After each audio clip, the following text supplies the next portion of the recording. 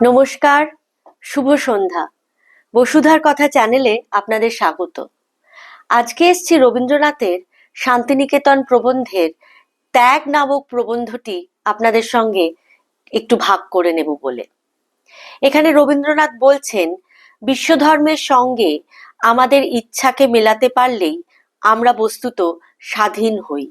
অর্থাৎ সংসারের যে নিয়ম, সেই নিয়মের সঙ্গে এবং এই বিশ্বধর্ম যে নিয়ম আমাদের কাছে মেলে ধরেছে, সেই নিয়মের সঙ্গে যখন আমরা এক হয়ে চলি, তখনই কিন্তু তার সঙ্গে একটা সামঞ্জস্য রেখে চলতে পারি।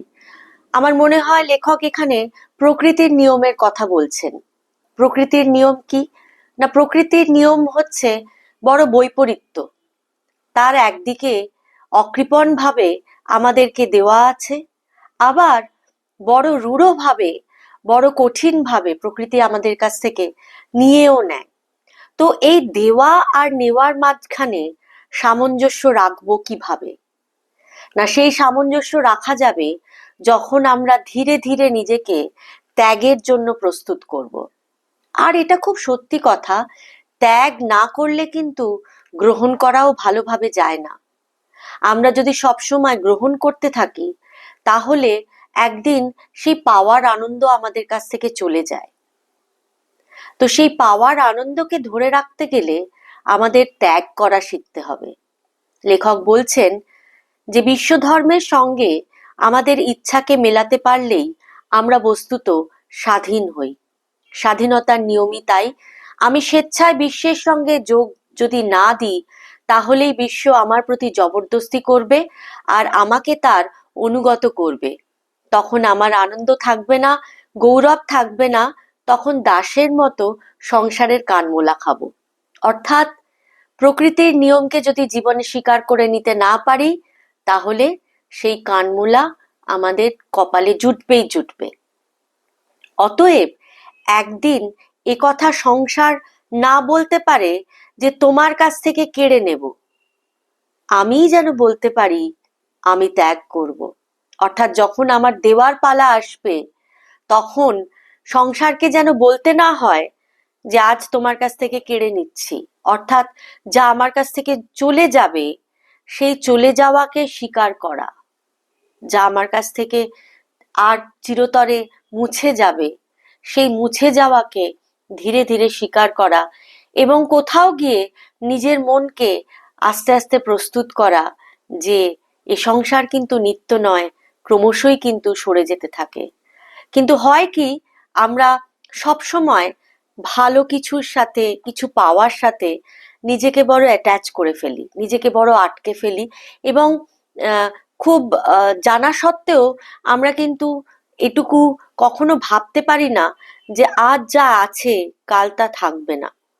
কারণ এই হচ্ছে সংসারের মায়া, এই হচ্ছে সংসারের মোহ, যে সে আমাদের ভুলিয়ে রাখে সমস্ত কিছুকে নিত্য ভাবিয়ে।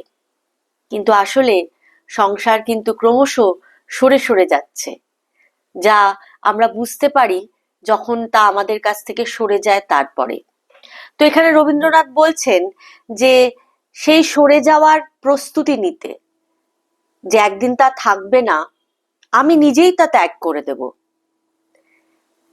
উনি বলছেন আমি যেন বলতে পারি আমি ত্যাগ করব, কিন্তু প্রতিদিনই যদি ইচ্ছাকে এই ত্যাগের অভিমুখে প্রস্তুত না করি, তবে মৃত্যু যখন ক্ষতি, যখন তার বড় বড় দাবি নিয়ে আমাদের সম্মুখে এসে দাঁড়াবে, তখন তাকে কোনো মতে ফাঁকি দিতে ইচ্ছা হবে, অথচ সেখানে একেবারেই ফাঁকি চলবে না।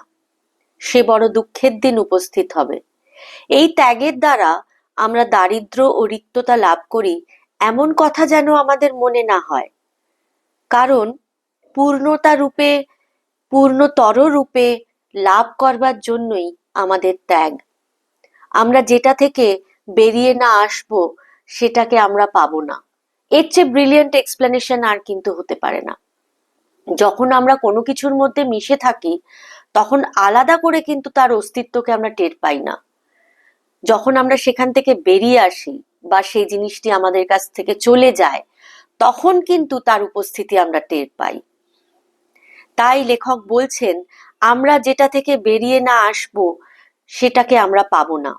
গর্ভের মধ্যে আবৃত শিশু তার মাকে পায় না। সে যখন নারীর বন্ধন কাটিয়ে ভূমিষ্ঠ হয়, স্বাধীন হয়, তখনই সে তার মাকে পূর্ণতরভাবে পায়। এই জগতের গর্ভাবরণের মধ্যে থেকে আমরা সেই রকম করে মুক্ত হতে পারবো, তাহলে তবেই কিন্তু যথার্থভাবে আমরা জগৎকে পাবো, কারণ স্বাধীনভাবে পাবো। আমরা জগতের মধ্যে বদ্ধ হয়ে ভ্রূণের মতো জগৎকে দেখতে পাইনি। যিনি মুক্ত হয়েছেন তিনিই জগৎকে জানেন, জগৎকে পান। এই জন্যই বলছি, যে লোক সংসারের ভিতর জড়িয়ে রয়েছে সেই যে আসল সংসারী তা নয়। যে সংসার থেকে বেরিয়ে এসেছে সেই সংসারী, কারণ সে তখন সংসারে থাকে না, সংসার তার হয়। সেই সত্য করে বলতে পারে আমার সংসার। অর্থাৎ মন থেকে ত্যাগ।